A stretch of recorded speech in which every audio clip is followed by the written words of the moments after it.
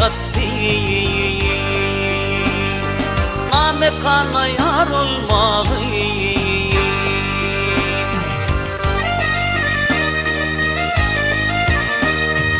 يريتنا يارم ديبي إذا النبي مر الماضي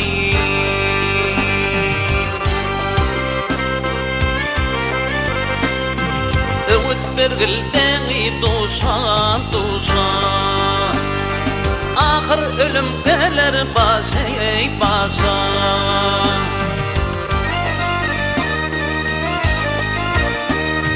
Vakbir biçare yalnız kişaley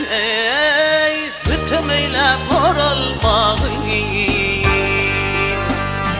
Oralmağı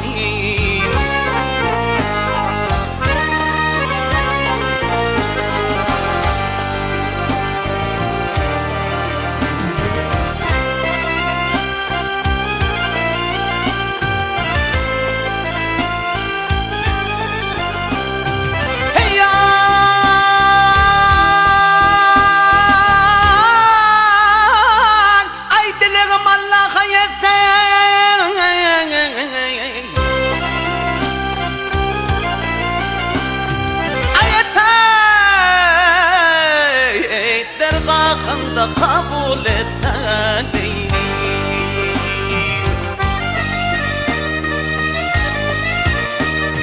Ay özgünün özünden öteye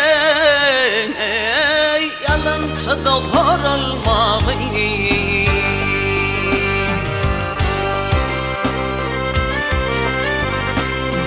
Baktım kul yoktur yalan yalan Ay durman geçer muna gelen gelen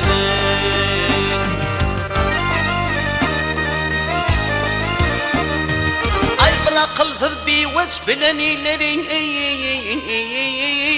Den dostmalı dağılmalı Dağılmalı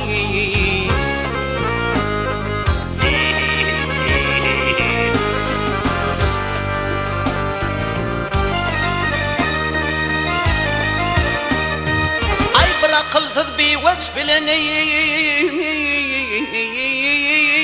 Den düşmalı dağılmalıyım Yalancı da horalmalıyım